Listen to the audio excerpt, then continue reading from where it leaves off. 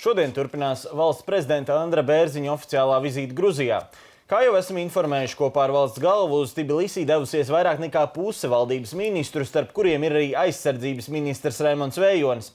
Tikoties ar Gruzijas kolēģi, Vējonis pārunājis abu valstu sadarbības plānu nākamajam gadam. Tas paredz rīkot kopīgas militārās mācības gan Latvijas, gan Gruzijas teritorijā.